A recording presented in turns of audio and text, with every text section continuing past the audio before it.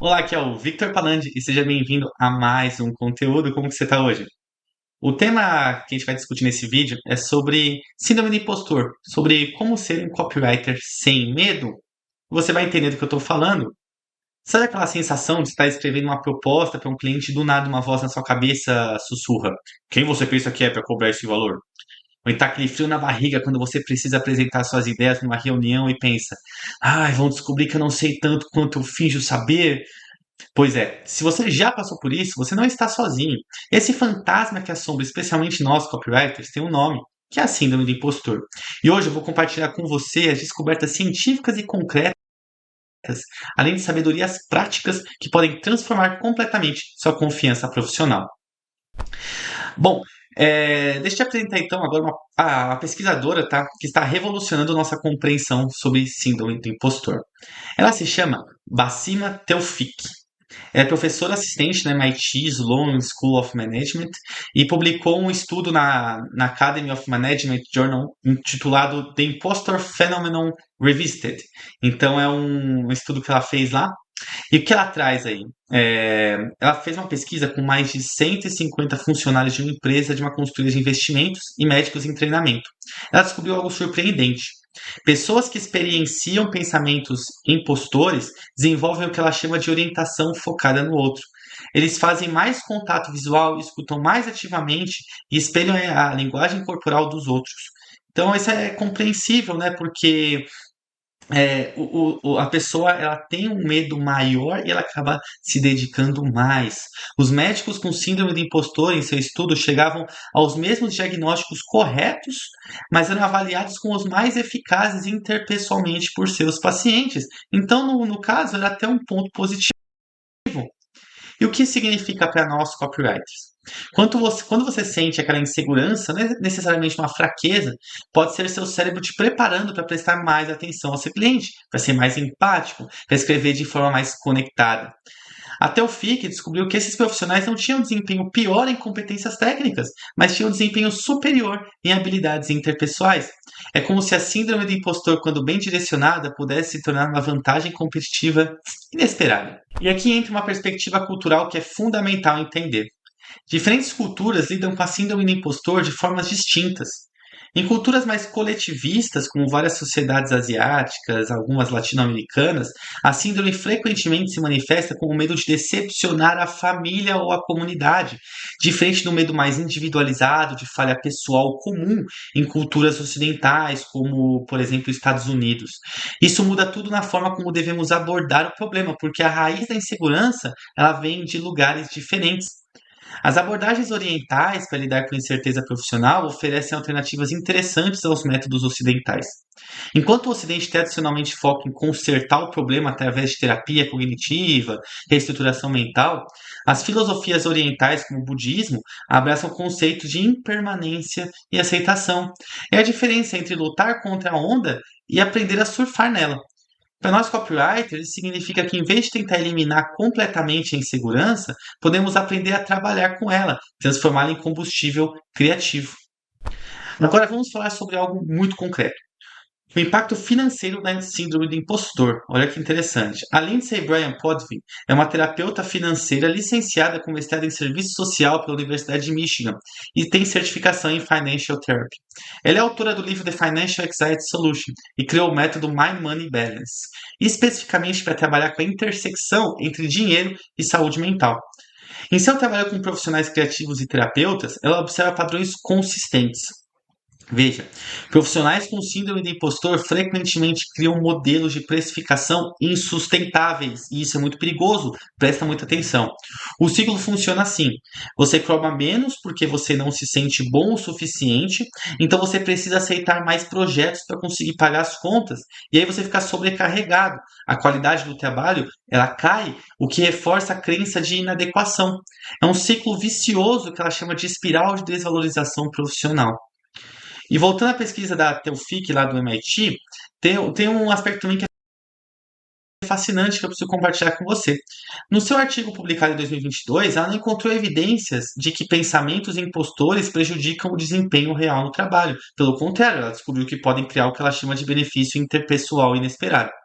Os profissionais com esses pensamentos adotam comportamentos de escuta ativa, né? Eles fazem mais perguntas, dão mais explicações, como eu comentei. Então, para a gente que é copywriter, isso traduz uma habilidade muito importante, muito interessante, que é a capacidade de realmente entender e se conectar com a dor do cliente antes de escrever. Você não está escrevendo para impressionar com seu vocabulário sofisticado, você está escrevendo para resolver um problema real, de uma pessoa real. E, paradoxalmente, sua insegurança ela pode estar te tornando melhor nisso. Agora, deixa eu compartilhar algo que aprendi estudando diferentes filosofias sobre perfeição e progresso. Os japoneses eles têm dois conceitos que inicialmente parecem contraditórios, mas que juntos resolvem um grande dilema do copywriter, que é o Kaizen e o Wabi-Sabi. O Kaizen representa a busca por melhoria contínua através de pequenos passos consistentes, né? Aquela ideia de melhorar 1% ao dia. O Wabi-Sabi é a apreciação estética da imperfeição e impermanência. Olha que profundo isso, né? A apreciação estética da imperfeição e impermanência. Imagine aplicar isso no seu processo criativo. Você busca melhorar constantemente, né, com a ideia de Kaizen, mas você aceita que nenhuma cópia sua será absolutamente perfeita. E essa imperfeição autêntica é o que cria a conexão humana genuína.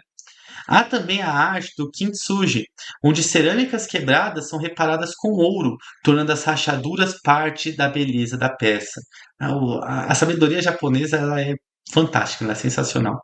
E para o copywriting, suas falhas, né, esses aprendizados, eles podem se tornar parte único do seu estilo e da sua abordagem.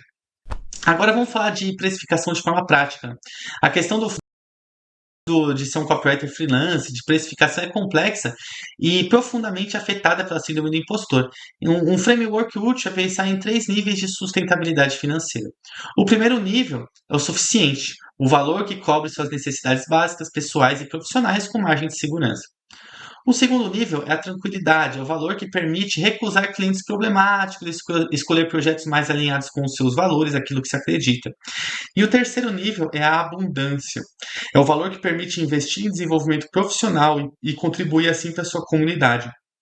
O problema é que muitos copywriters com síndrome do impostor nem chegam ao primeiro nível porque não se sentem merecedores.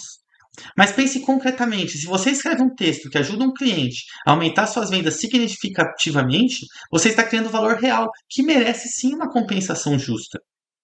Uma técnica interessante de precificação é calcular o que eu chamo de valor da dignidade profissional. É determinar quanto você precisa ganhar ali para você se sentir respeitado e valorizado profissionalmente e você multiplicar isso por um fator que cubra os impostos, os custos e o tempo não faturável. Esse se torna o seu piso absoluto, o valor mínimo abaixo do qual você não aceita nenhum tipo de trabalho. Então, você ter esse valor claro e visível ajuda a ancorar suas negociações em algo concreto, não em sentimentos flutuantes de inadequação. Sobre construção de confiança no copywriting, a Amy Cuddy, que é uma psicóloga social de Harvard, ela conduziu pesquisa sobre power posing, que é as poses de poder. Tem muito coach que já fala disso, tudo é um assunto bem interessante. O seu trabalho, né, embora ele tenha gerado justamente debate acadêmico sobre o tamanho dos efeitos, ele trouxe atenção importante para como a nossa postura física pode influenciar o nosso estado mental. A ideia central é que assumir posturas expansivas por alguns minutos de situações desafiadoras, ela pode influenciar como a gente se sente e como a gente se apresenta. E isso eu até concordo mesmo, né? Quando você está com o peito estufado, quando você chega num lugar ali com um olhar reto, frio, calculista, confiante, você tende a passar isso para a pessoa, você tende a falar dessa maneira, você tende a manter uma certa conexão entre a sua postura e a forma como você se comunica. Tá? Então, por isso que é sempre tomar cuidado com os ombros, né? Tá sempre com os ombros para trás, para cima, o queixo sempre também alinhado, não ficar andando de cabeça baixa, não falar com as pessoas com um estilo mais fechado, mais triste.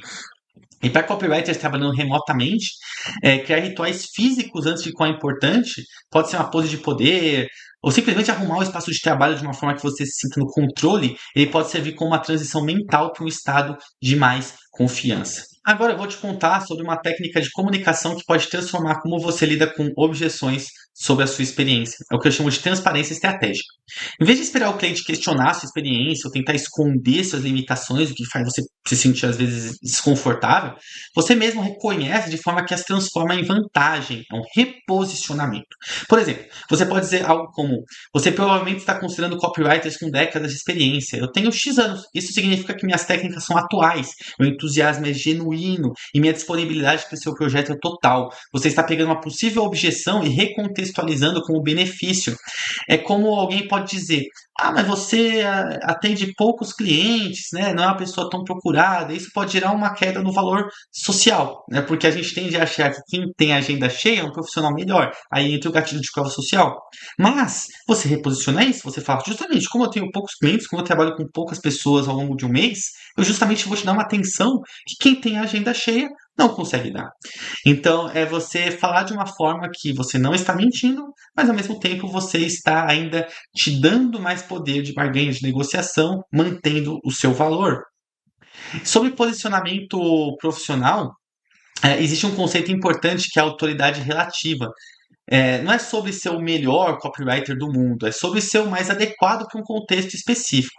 Se você, por exemplo, tem um background de engenharia e migrou para o copyright, né?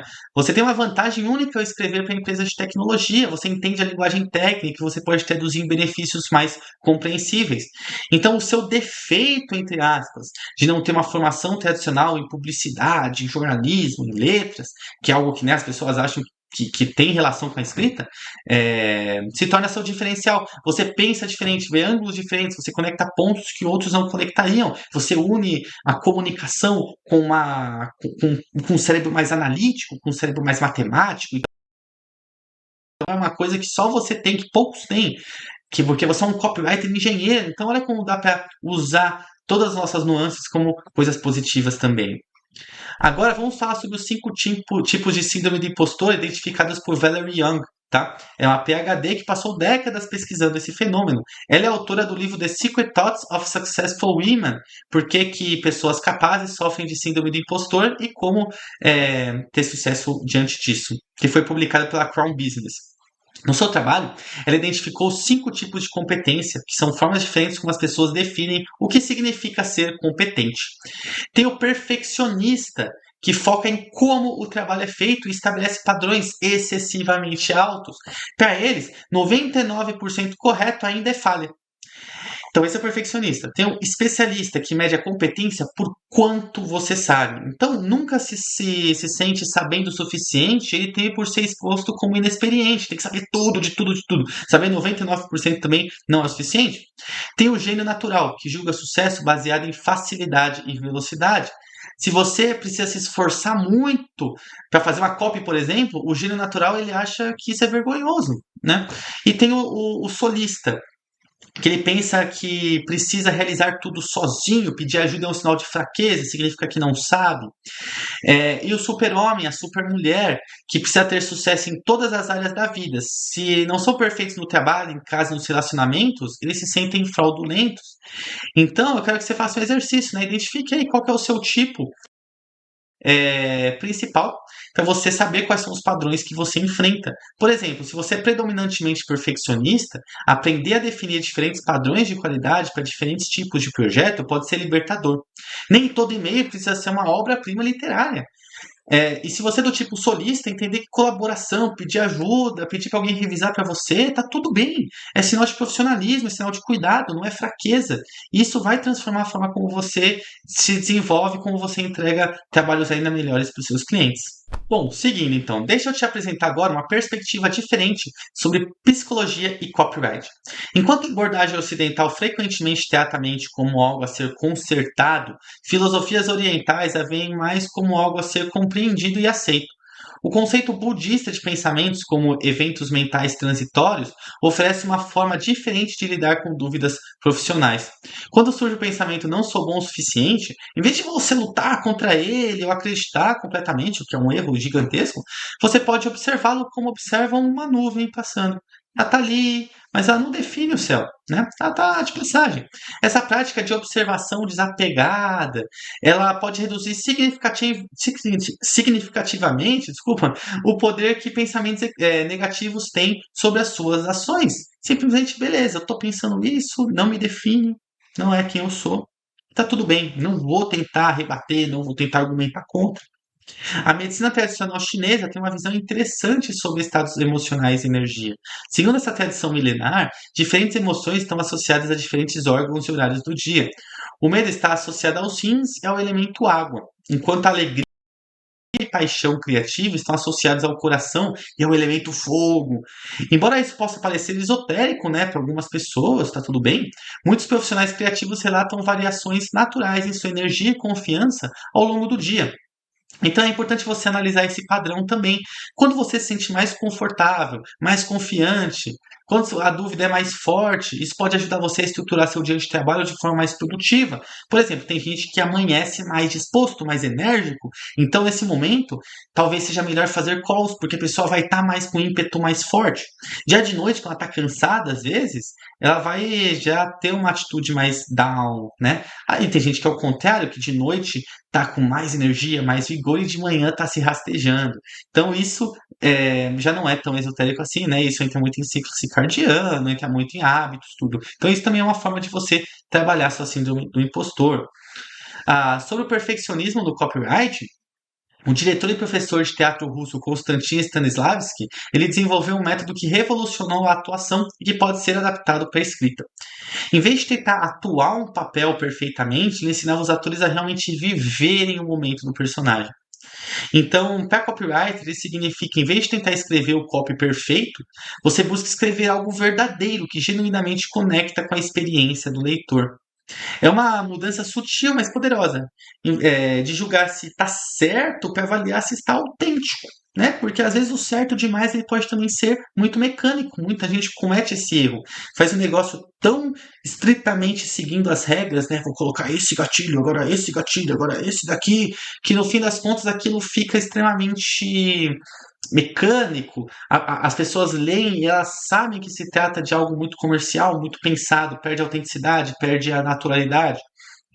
Então, é uma mudança sutil, mas que você pode estar aí colocando em prática, tá? E quando você escreve de um lugar de compreensão genuína do problema do cliente, esse perfeccionismo ele perde força também, porque você não está mais tentando impressionar, você está tentando ajudar. Além disso, práticas de mindfulness e atenção plena têm ganhado atenção também no mundo corporativo ocidental. John Kabat-Zinn, professor emérito de medicina da University of Massachusetts Medical School, desenvolveu o programa Mindfulness-Based Stress Reduction, que é MBSR, que tem sido completamente estudado por muitas pessoas.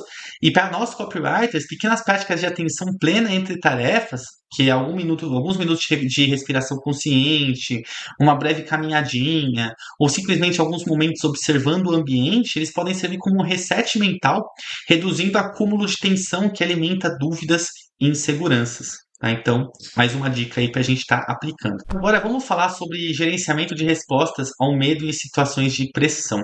A técnica de respiração, conhecida como box breathing, ou respiração quadrada, é usada por Navy SEALs e outros profissionais em situações de alto estresse. Funciona assim: inspire contando até 4 segundos, mantenha esse ar dentro de você por mais 4 segundos, depois você expire por mais 4 segundos e você mantém esse vazio por mais 4 segundos. Então, 4, 4, 4, 4. Por isso que é um quadrado, tá?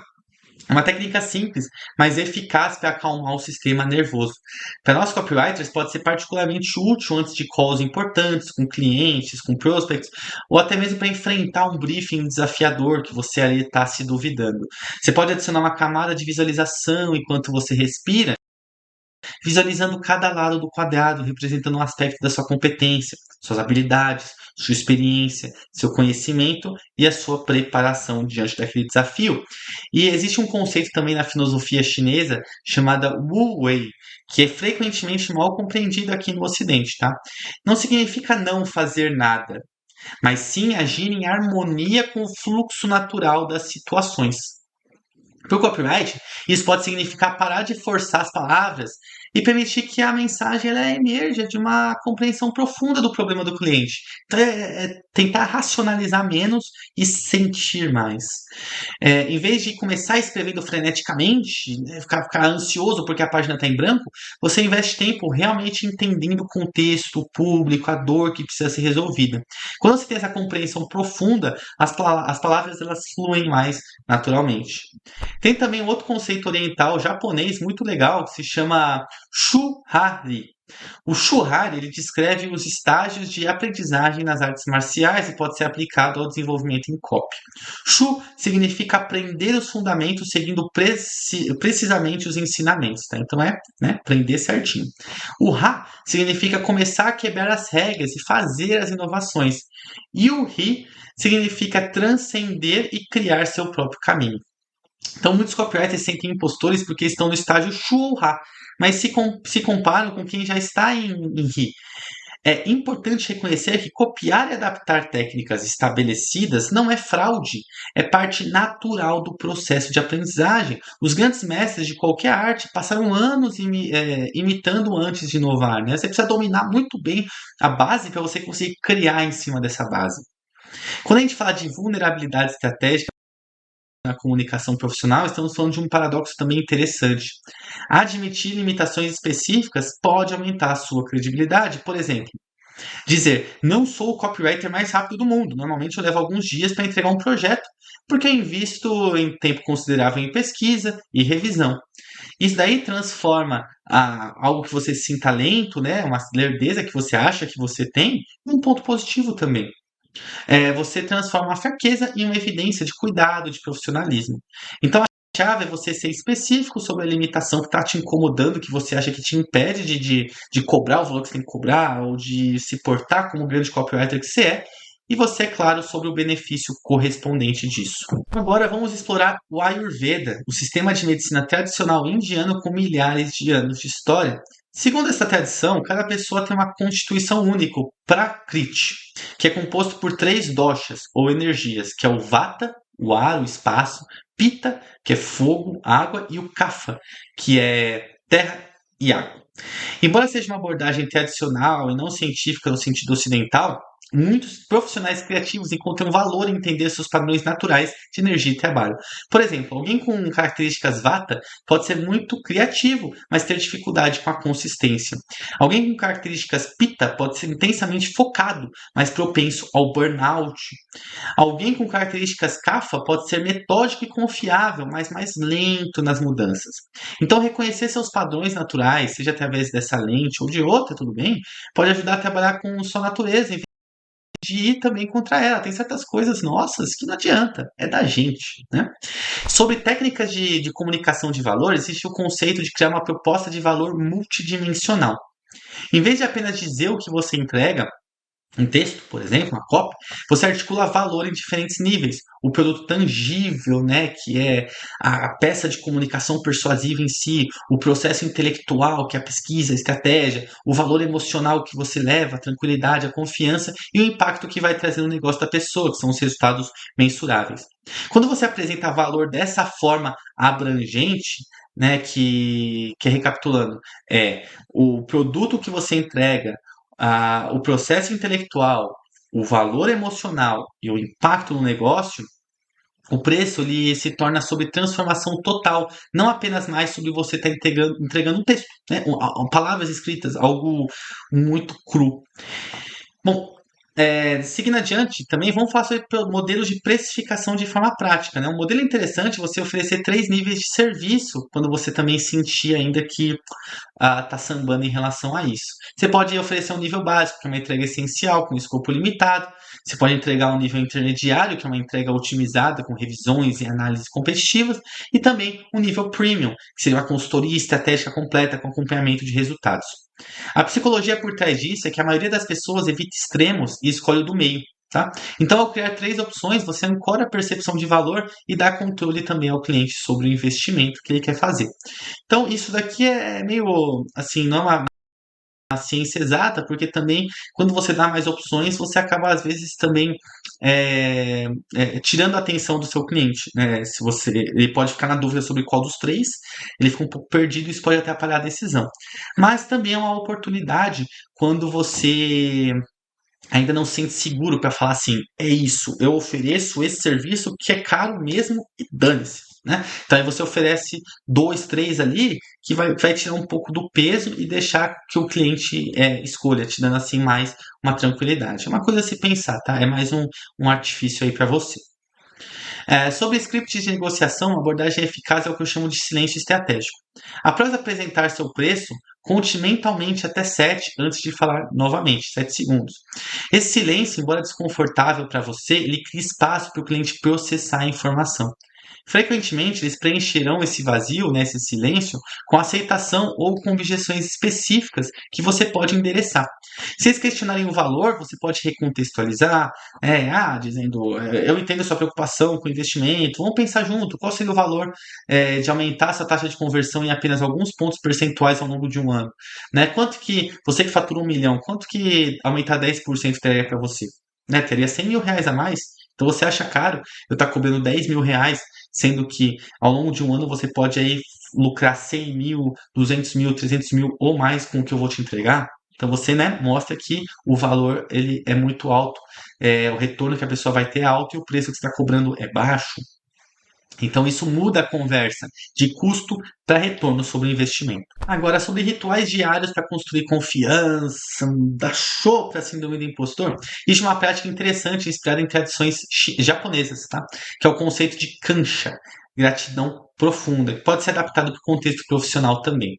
Cada manhã, antes de começar o trabalho, você pode escrever 3 elementos: uma habilidade que você possui que beneficia seus clientes, um resultado positivo que você já entregou e uma razão pela qual escolheu essa profissão.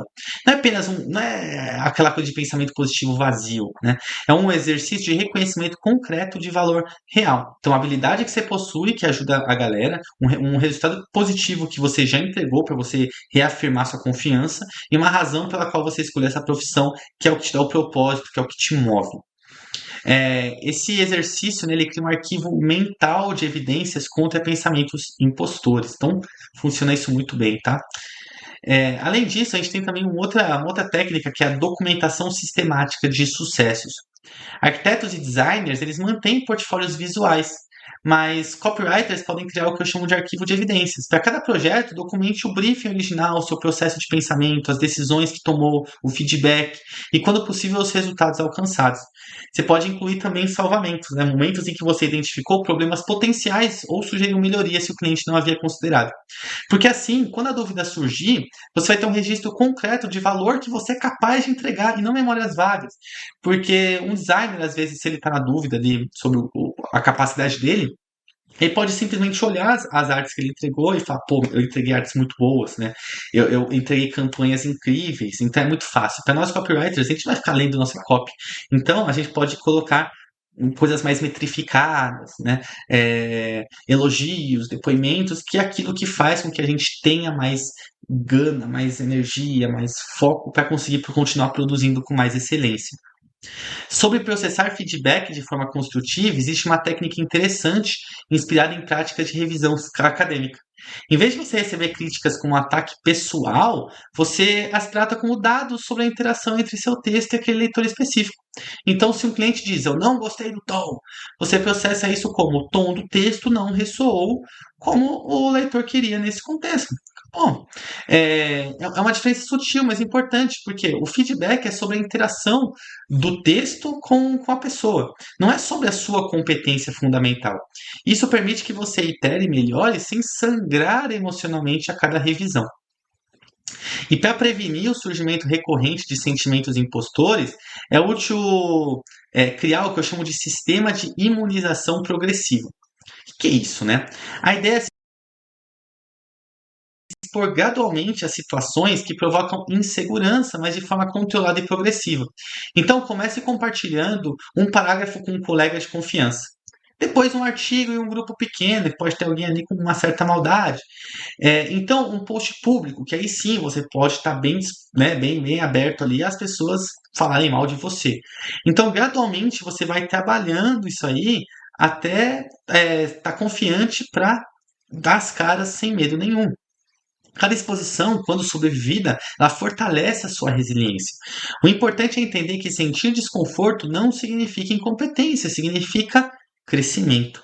Então, se algo te incomoda, é porque você gosta daquilo, né? Por exemplo, se alguém falar assim para mim, Vitor, sua camisa do Corinthians é feia. Pô, eu não vou ligar. Por quê? Porque aquilo não ressoa pra mim de uma maneira desconfortável. Porque eu tenho a ciência de que a camisa do Corinthians é a mais linda do mundo, né?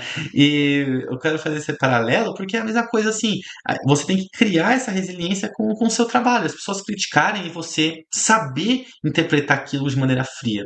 Não, a pessoa tá falando mal porque ela não entendeu, tá falando mal porque ela não simplesmente não gostou do que eu escrevi, mas isso não é sobre mim, isso é sobre ela, sobre o texto, né? Então é importante fazer essa separação para você não levar para o pessoal. Deixa eu contar agora sobre estratégias reais de transformação profissional.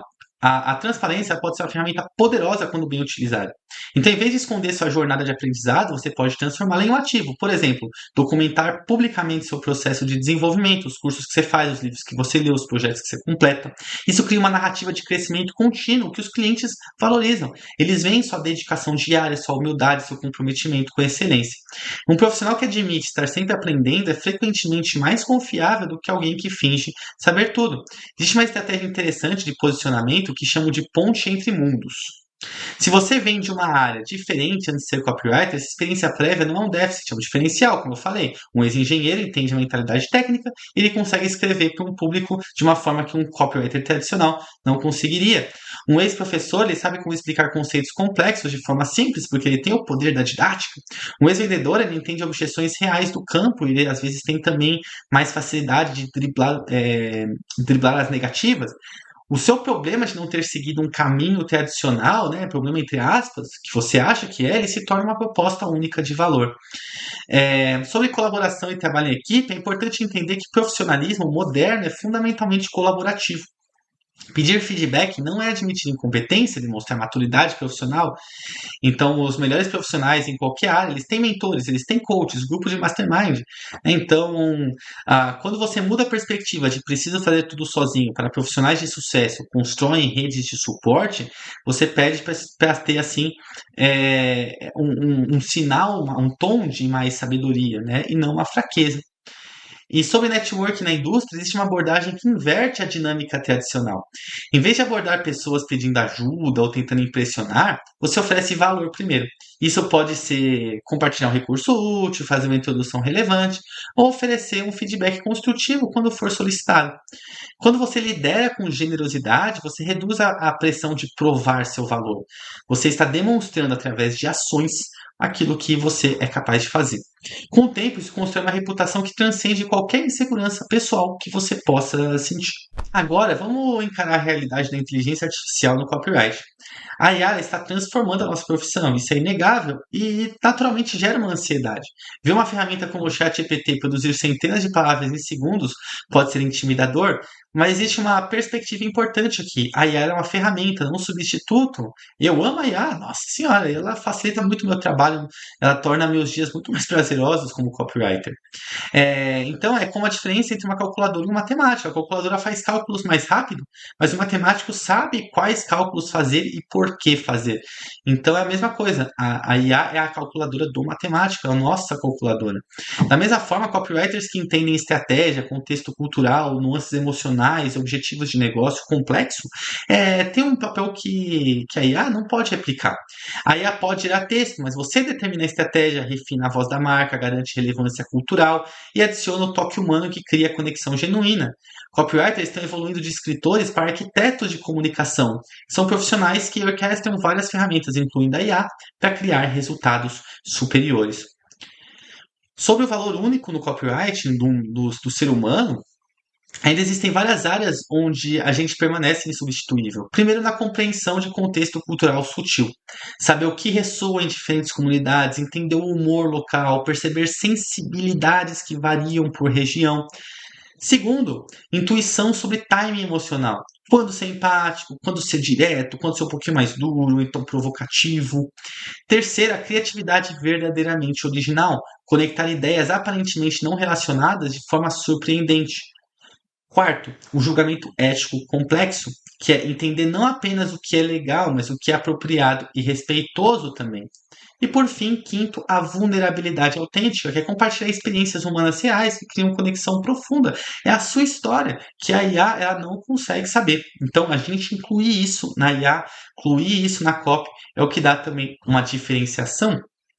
Vamos falar então sobre integração prática com IA.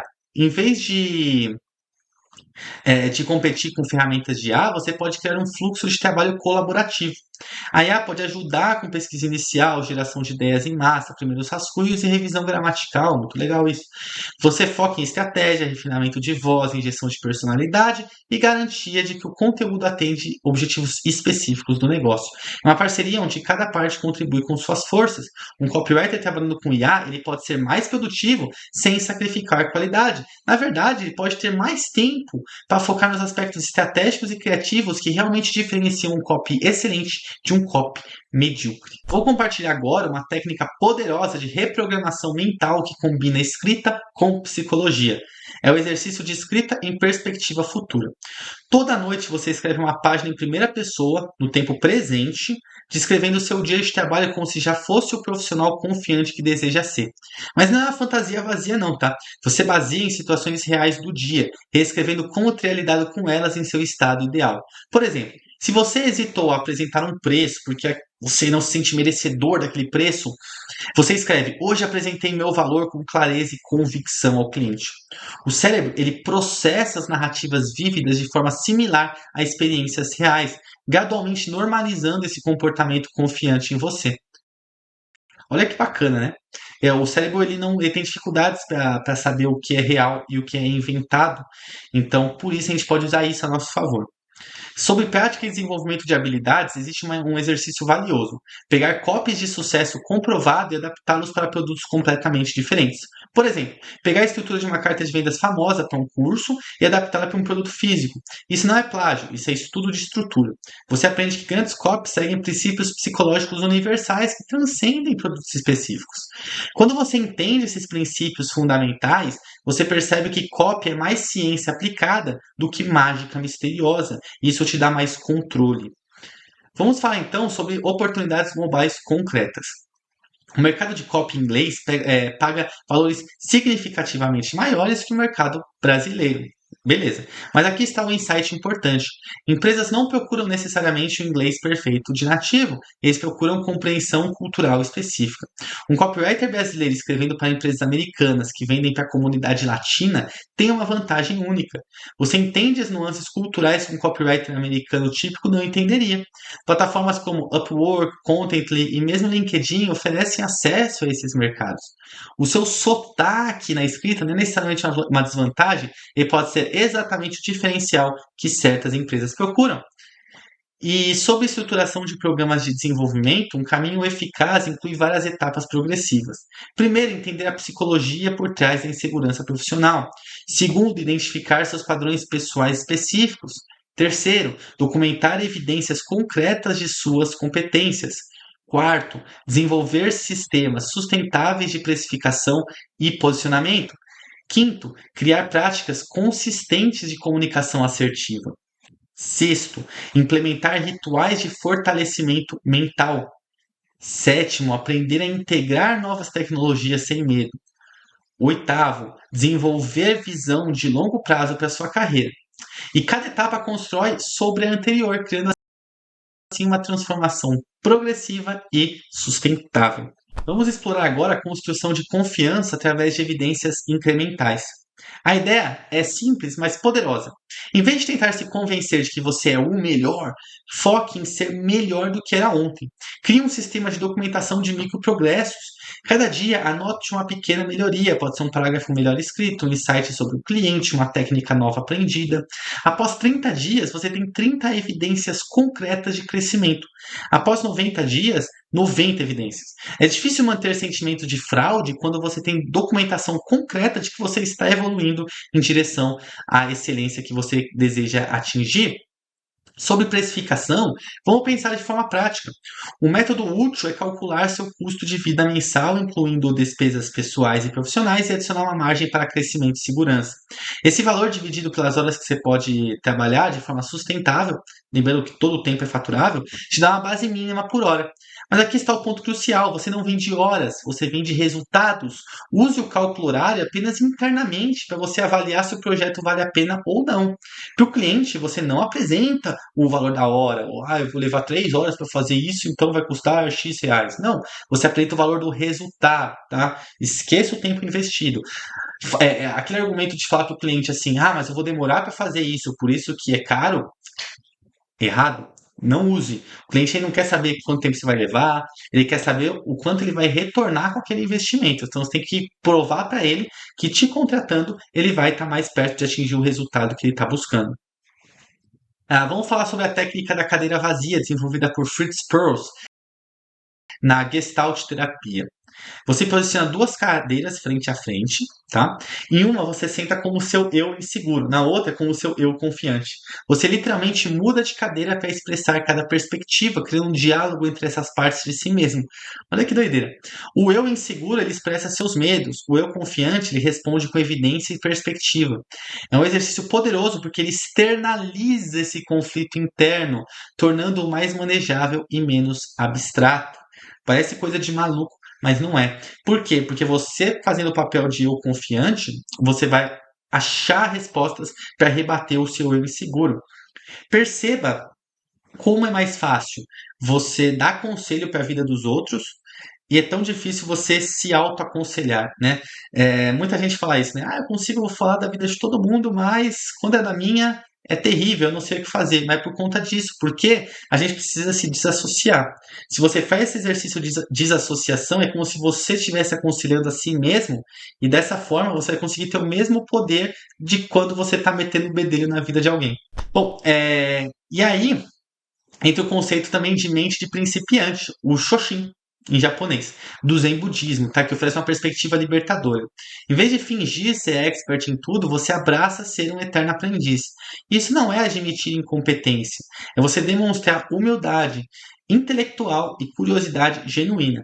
Clientes frequentemente valorizam trabalhar com alguém que faz perguntas profundas, explora ângulos não óbvios, está genuinamente interessado em entender seus desafios únicos.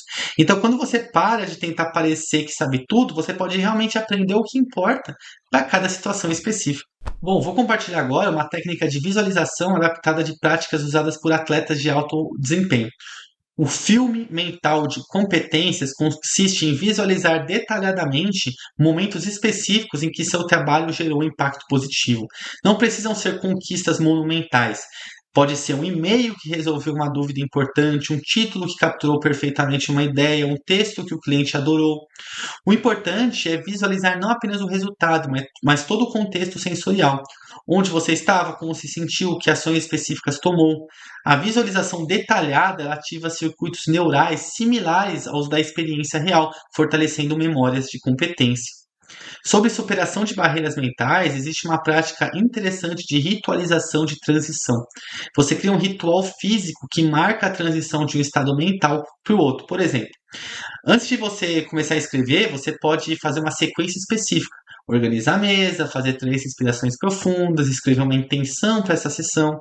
Isso não é superstição, tá? É criação consciente de uma âncora comportamental que sinaliza o cérebro que é hora de mudar de modo. Atletas fazem isso constantemente. Observe os rituais pré-saque de tenista ou pré-arremesso de jogadores de basquete. Perceba que os atletas de alto rendimento, todos eles têm um ritualzinho. Se você tá duvidando, dê uma olhada no Rafael Nadal no tênis. Ele tem o frame dele, que é a concentração dele antes de realizar um saque. E é um ritual tão marcante, tão marcante, tão marcante que vira até piadinhas, zoeiras, gente que copia. Mas é por quê? Porque ele tornou aquilo quem ele é. É difícil imaginar o Rafael Nadal sacando sem fazer aquele pré-ritualzinho. Agora vamos falar sobre autocompaixão, que é um conceito desenvolvido pela pesquisadora Christine Neff, da Universidade do Texas, em Austin. Autocompaixão não é autoindulgência ou baixar os seus padrões. É tratar a si mesmo com a mesma gentileza que trataria um bom amigo em dificuldade. Quando você comete um erro e enfrenta a rejeição, em vez de uma autocrítica brutal, você reconhece que erros e rejeições são parte da experiência humana universal. A prática envolve três componentes: mindfulness, reconhecer o momento difícil sem dramatização; humanidade comum, que é entender que todos passam por isso e está tudo bem; e autogentileza, falar consigo mesmo de forma encorajadora, não punitiva, não brigando, né? A gente, teoricamente, tem que se amar, né? Muito, né? A gente tem que se amar em primeiro lugar, porém, ao mesmo tempo, nós somos os que mais nos apunhalamos, nos batemos, né? Nos torturamos. Então, assim, vê como é conflitante? E sobre aprendizagem através de desafios, existe valor em aceitar deliberadamente projetos que te tiram da zona de conforto, com preparação inadequada. Não é sobre se jogar no abismo, mas sobre expansão calculada. Se você nunca escreveu para determinada indústria, pode aceitar um projeto pequeno nessa área, sendo transparente sobre seu processo, seu projeto de aprendizagem, tá? Intensivo. Você compensa a falta de experiência específica com uma pesquisa mais profunda, com múltiplas iterações, com uma curiosidade mais genuína, com mais brio, né, em resumo. E, frequentemente, essa perspectiva fresca é exatamente o que o cliente precisa, alguém que não está viciado nas convenções do setor e consegue trazer um olhar diferente, único e também com mais carinho e cuidado. Agora, vamos explorar algo fundamental sobre construção de confiança profissional. A síndrome do impostor frequentemente surge de uma desconexão, desculpa, entre o que achamos que deveríamos saber e o que realmente precisamos saber para entregar valor. Basicamente é isso. Existe uma diferença importante entre ser uma enciclopédia ambulante e ser um solucionador de problemas eficaz. Você não precisa conhecer todas as técnicas de copywriting que existem. Você precisa saber identificar qual técnica funciona melhor para cada situação específica, como aplicá-la efetivamente e gerar resultado. O melhor copywriter não é aquele que sabe todas as técnicas, todos os modelos, todos os frameworks. Pelo contrário, muitas vezes esse excesso de informação mais atrapalha do que ajuda. Quando falamos sobre transformação de mentalidade, é importante entender que mudanças profundas acontecem em camadas. A camada mais externa é comportamental, você age de forma mais confiante, mesmo sem sentir isso internamente. A próxima é emocional, você aprende a regular suas respostas emocionais aos desafios. Depois vem a camada cognitiva, você questiona e reestrutura suas crenças sobre competência. E no centro está a camada de identidade, que é onde você fundamentalmente se reconhece como um profissional legítimo. Trabalhar em todas essas camadas simultaneamente cria mudanças mais duradouras do que focar apenas em uma. Vamos abordar a precificação de serviço agora de uma perspectiva diferente, tá? O mercado ele está evoluindo para o que podemos chamar de economia de transformação, onde o valor não é medido em entregáveis, mas em mudanças criadas. Então, em vez de vender um texto de 500 palavras, né, como eu fiz quando estava começando lá em 2009, 2010, você vende uma mensagem e conecta seu produto com as necessidades profundas do seu cliente. Em vez de 5 e-mails, você vende uma sequência que constrói relacionamento e confiança. Quando você vende a transformação, em vez de commodity, a conversa sobre preço muda completamente. Porque 5 e-mails, a IA consegue fazer em minutinhos, segundinhos. Agora, uma sequência inteligente, uma sequência planejada, bem pensada, isso a IA não vai fazer sozinha. Você precisa saber também dar os comandos, você precisa ter experiência, você precisa saber do cliente. Então, você precisa mostrar que você está entregando mais do que aquilo que ele está recebendo. Você está entregando algo que é intangível, que é a transformação, o resultado. Sobre o efeito Dunning-Kruger, documentados pelos psicólogos David Dunning e Justin Kruger, da Cornell University, a Cornell, que é uma das grandes referências norte-americanas, existe um paradoxo interessante. Pessoas com baixo conhecimento em uma área tendem a superestimar suas habilidades, enquanto pessoas com alto conhecimento tendem a subestimá-las. Isso acontece porque quanto mais você aprende sobre um assunto, mais consciente você fica da vastidão do que ainda não sabe.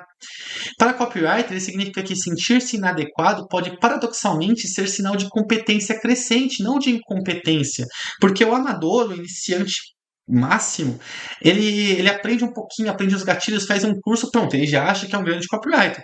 Quando a pessoa se torna um grande copywriter, ela percebe que ela não sabe 1% do que ela pode saber.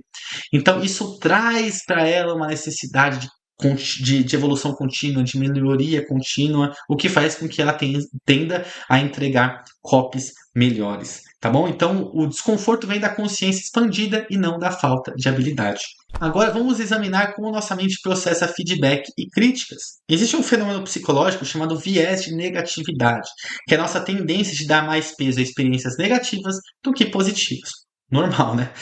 Do ponto de vista evolutivo, isso fazia sentido. Era mais importante lembrar de perigos do que de prazeres para sobreviver. Era mais importante lembrar onde tinha tia e onde estava dormindo o urso do que necessariamente ficar lembrando sobre coisas boas, porque coisas boas elas são ótimas para nossa felicidade, mas elas não nos levam à morte como um erro quando a gente tem uma experiência negativa, concorda? Mas no contexto profissional moderno, isso significa que uma crítica pode mentalmente superar múltiplos elogios. Então a solução não é ignorar o feedback negativo, mas criar um sistema de documentação que torne impossível esquecer as evidências positivas. Mantenha um arquivo com cada elogio, cada resultado positivo, cada feedback conquista, porque assim, quando a dúvida surgir, você tem evidências concretas para contrabalançar o viés negativo. É aquela coisa, a pessoa, ela fez um post, ela recebeu 100 elogios. Nossa, incrível, nossa, fantástico, nossa, maravilhoso. Aí apareceu duas pessoas dizendo, nossa, não gostei, nossa, você é um ridículo. Muita gente tende a se prender a esses dois comentários negativos, né? Tenta rebater, fica nervoso, estressado, absorve isso e se esquece dos 100 comentários positivos que teve. Então, esse viés negativo é uma coisa que a gente tem que trabalhar não só como copywriter, mas também para quem deseja ser um influencer, ou então para quem deseja se mostrar mais, como eu, que estou aberto a muitos feedbacks positivos e negativos a todo momento, porque eu produzo conteúdo há muito tempo. Aí vem a questão da transformação de mentalidade, que se torna ainda mais interessante quando a gente considera diferenças culturais na percepção de competência. Em culturas mais individualistas, competência é frequentemente vista como uma característica pessoal fixa. Em culturas mais coletivistas, é vista como algo que é desenvolvido em comunidade. Então, para profissionais em culturas mistas como a brasileira, isso cria uma oportunidade. A gente pode combinar o desenvolvimento individual com o suporte comunitário. A gente reconhece nossa jornada pessoal enquanto a gente busca aprendizado e validação em nossa comunidade profissional. Sobre a prática de autocompaixão consciente, vale aprofundar. Quando você enfrenta uma rejeição ou comete um erro, o impulso natural pode ser autocrítica severa, né? Muito por conta do viés negativo, por conta dessa autocobrança. Mas pesquisas de Christine Neff mostram que autocompaixão, tratar a si mesmo com gentileza, mesmo em momentos difíceis, está associada a maior motivação, menos procrastinação e melhor desempenho. Não é sobre baixar padrões, como eu falei antes, mas sobre criar um ambiente interno que suporta crescimento em vez de sabotá-lo, que dá esse suporte, tá? Então pergunte-se, o que eu diria a um amigo querido nessa situação? E aí você oferece essa mesma gentileza a si mesmo. Poxa, se fosse alguém que estivesse passando pelo que eu estou passando, eu daria esse conselho tão rude que eu estou dando para mim mesmo? Isso ajuda muito a vencer essas barreiras. E quando a gente explora como a síndrome do impostor se manifesta em sistemas mais amplos, a gente percebe que não é apenas uma questão individual. Ambientes de trabalho competitivos, falta de mentoria, ausência de modelos diversos em posições de liderança são todos fatores sistêmicos que contribuem para sentimentos de inadequação. E reconhecer isso não é sobre culpar o sistema e é assim, não é culpa minha. Não, não, você não está se isentando de responsabilidade. Mas entender que seus sentimentos eles podem ter raízes legítimas em desafios estruturais reais do dia a dia, da comunidade, de como a vida é. Com essa compreensão, você pode trabalhar tanto no desenvolvimento pessoal quanto na criação de ambientes mais inclusivos e que te dão um maior suporte. Permita-me agora explorar como as barreiras mentais se formam e podem ser transformadas. Imagine seu cérebro como um campo onde cada pensamento repetido cria um caminho. Pensamentos frequentes como não sou bom o suficiente eventualmente se tornam autopistas neurais, né? Elas são rotas automáticas que seu cérebro segue por eficiência. Então, alguma coisa acontece, bum, não sou bom o suficiente, né? Vira automático. E a boa notícia é que a neuroplasticidade, que é a capacidade do cérebro de formar novos caminhos ao longo da vida, ela pode ajudar nisso, né? Cada vez que você conscientemente escolhe um pensamento diferente, está criando um novo caminho. Com repetição consistente, esse novo caminho pode se tornar a rota preferencial. Não é mágica, é reconexão neural através de prática deliberada. Vamos examinar a psicologia de precificação de uma perspectiva diferente. Bom, o conceito de ancoragem de preço sugere que o primeiro preço apresentado serve como referência para todas as comparações subsequentes, né? Uma técnica de copyright aí bem conhecida. Quando você começa com preços baixos, esperando aumentá-los gradualmente, você cria uma âncora mental, tanto para o cliente quanto para você mesmo, de baixo valor. Por outro lado, quando você estabelece preços que refletem valor real desde o início, mesmo que precise ocasionalmente negociar, eu não sou contra isso de negociar preço, você mantém uma autoimagem de profissional valioso. Não é apenas sobre o dinheiro, é sobre como você fundamentalmente se percebe, e também como você é percebido. Considere a construção de confiança como um músico, aprendendo uma peça complexa, tá? Ninguém espera tocar uma sonata perfeitamente logo na primeira tentativa. Em vez disso, o músico ele divide a peça em sessões, pratica partes separadas, trabalha passagens difíceis isoladamente e gradualmente ele vai integrando tudo até, bom, conseguir tocar essa sonata e essa peça complexa. O mesmo princípio se aplica ao copyright. Você pode construir confiança em microhabilidades específicas. Começar com a headline, escrevendo a headline, melhorando isso. Depois você aprende ali o lead, né, o gancho, a transição. Identifica desejos centrais do seu público. Cada microcompetência dessa que você vai dominando e você vai se sentindo especialista, se sentindo melhor, você contribui para uma fundação sólida de confiança profissional. Você fala, não, eu sou muito bom escrevendo headline. Você pelo menos tem algo a se apegar. Então, para entender verdadeiramente a psicologia da persuasão no copyright, a gente precisa olhar além das técnicas superficiais. Quando você escreve copy, está essencialmente tentando facilitar uma mudança de estado no leitor, de indiferença para interesse, de dúvida para confiança, de consideração para uma ação. Isso requer entender não apenas fórmulas de copyright, mas os princípios psicológicos subjacentes. Por exemplo, o princípio da reciprocidade do Robert Cialdini, né, que ficou muito famoso pelo livro das Armas da Persuasão, ele não funciona apenas porque as pessoas se sentem obrigadas a retribuir, isso seria muito simplista. Funciona porque receber algo ativa centro de recompensa no cérebro, criando uma associação positiva que o cérebro busca equilibrar. Então, quando você entende o porquê por trás das técnicas, você não está mais fingindo competência. Você está aplicando princípios que você compreende, que você é capaz de explicar na mesa do bar para alguém. Então, isso te dá uma sensação mais de ownership. Agora que a gente está encerrando, né? Eu gostaria de compartilhar com você uma perspectiva transformadora sobre construção de confiança profissional. A síndrome do impostor frequentemente surge de uma desconexão entre quem a gente acredita que deveria ser e quem a gente autenticamente é, tá? Básico. Os filósofos existencialistas chamam isso de má fé, quando a gente tenta nos encaixar, a gente tenta se encaixar em um molde externo em vez de desenvolver nossa expressão única. Não existe um copywriter ideal universal ao qual você precisa se conformar. Ah, não, eu preciso chegar nesse nível para eu passar a ser um copywriter. Não, existe apenas o profissional único que você está se tornando através das suas experiências, perspectivas, seus talentos particulares. Quando você abraça essa sua singularidade, em vez de você lutar contra ela, a síndrome do impostor ela perde poder, porque você não está mais tentando ser uma cópia de outra pessoa ou atingir um patamar que você julga ser o correto, né? Você julga ser o ápice. Vamos explorar também mais profundamente como mudanças mentais duradouras realmente acontecem. A transformação genuína ela não vem de afirmações superficiais, o pensamento positivo forçado, né? Aquela coisa de eu sou bom, eu sou bom, eu sou bom. Não, não, isso aí sabe que não funciona. Ela ocorre através do que a psicologia cognitiva chama de reestruturação cognitiva, que é um processo que envolve 3 fases. Primeira fase, a conscientização. Você se torna ciente dos seus padrões de pensamento automático. Putz, toda vez que eu erro, eu falo que eu não sou bom o suficiente. Toda vez que eu erro, eu falo que eu não sou bom o suficiente. Você cria essa conscientização. Segundo, é o questionamento. Você examina a validade desse pensamento procurando evidências que o suportem ou contradigam. Então você questiona, pô, mas será que eu não sou bom o suficiente mesmo? né? Então, beleza, já está confrontando. Terceira, reconstrução. Você desenvolve novos padrões baseados em avaliação mais realista das suas capacidades.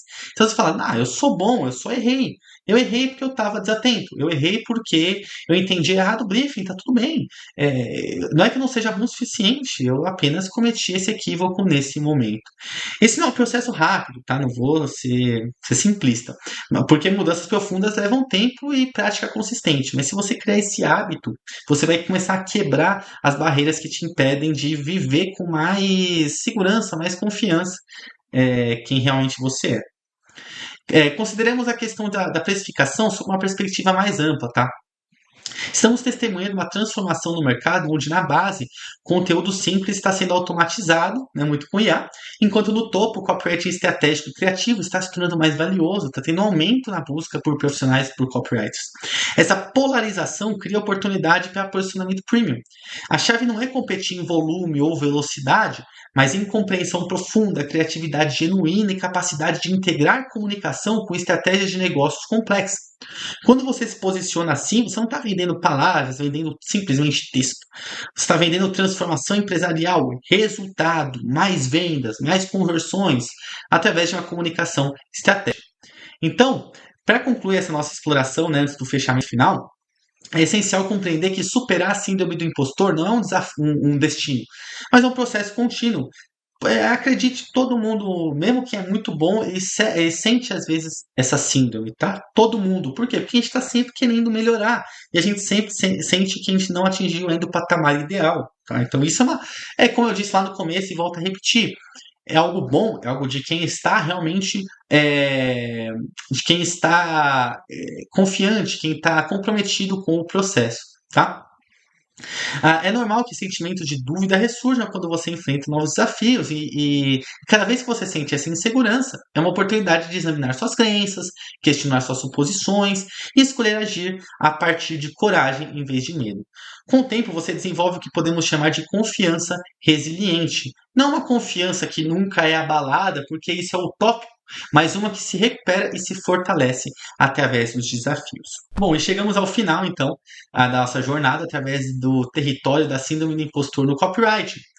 Eu quero deixar você agora com uma compreensão profunda, né, que integre tudo isso que a gente explorou. A síndrome do impostor não é uma falha de caráter ou um sinal de incompetência, é uma resposta psicológica compreensível a um ambiente profissional complexo e em constante mudança que a gente enfrenta. Seu cérebro tentando protegê-lo de possíveis fracassos, às vezes exagera um pouquinho ali na cautela. Então, compreender isso permite que você responda com compaixão ao invés de autocrítica. Vamos tecer juntos os fios de conhecimento ocidental e oriental que exploramos. A ciência ocidental nos oferece ferramentas para entender os mecanismos psicológicos e neurológicos da confiança e do medo. Podemos identificar padrões, entender viéses cognitivos e aplicar técnicas baseadas em evidências. A sabedoria oriental nos ensina jamais sobre aceitação, sobre fluxo e trabalhar com a nossa natureza em vez de contra ela. É olhar essas informações negativas e simplesmente deixar passar. Quando combinamos a análise ocidental com a aceitação oriental, quando integramos estratégia com intuição, quando unimos dados com sensibilidade humana, criamos uma abordagem verdadeiramente holística. Você não precisa escolher entre ser analítico ou intuitivo, entre ser profissional ou autêntico. A maestria emerge quando você aprende a integrar todos os aspectos de si mesmo e assim ter a melhor versão que você pode atingir sua, sem comparações. E eu quero ajudá-lo a visualizar seu futuro como copywriter de forma realista, mais inspiradora. Daqui a um ano, tendo aplicado consistentemente as práticas que discutimos aqui, você não será uma pessoa completamente diferente. Será uma versão mais integrada, confiante de si mesmo. Quando clientes questionarem seu valor, você responderá não de um script memorizado, mas de um lugar de conhecimento genuíno do valor que você oferece, com confiança. Você vai falar com naturalidade. Quando enfrentar projetos desafiadores, você ainda vai sentir aquele frio na barriga, não vou mentir, mas você vai interpretar como energia se preparando para uma máxima performance, não como sinal de uma inadequação. Você terá desenvolvido não a ausência de dúvida, a ausência 100% de insegurança, porque às vezes bate, mas você vai ter a presença de coragem apesar disso tudo, apesar da dúvida.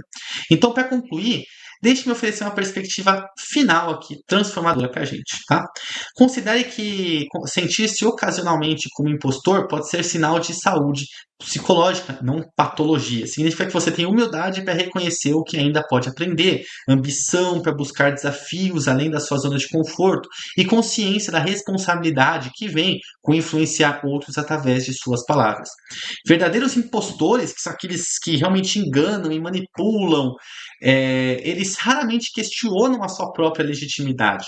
O fato de você se preocupar em ser genuíno e entregar valor real e crescer continuamente, isso não é síndrome do impostor, tá? Isso é integridade profissional.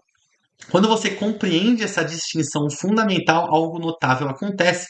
Você para de tentar eliminar completamente os sentimentos de dúvida e começa a transformá-los em combustível para a excelência. Cada dúvida se torna uma pergunta a explorar, cada insegurança se torna uma área de desenvolvimento, cada medo se torna um convite para a coragem. E assim, abraçando a sua humanidade, com todas as suas imperfeições, do jeitinho que você se torna um copywriter poderoso e autêntico que sempre teve potencial para ser.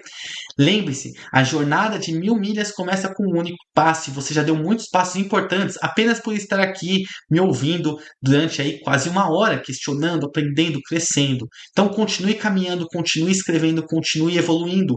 O mundo precisa da sua voz única, das suas palavras autênticas, da transformação que apenas você pode criar através do copywriting. Não apesar de suas dúvidas e inseguranças, mas por causa da profundidade, empatia e humanidade que elas trazem ao seu trabalho. Muito obrigado pela atenção.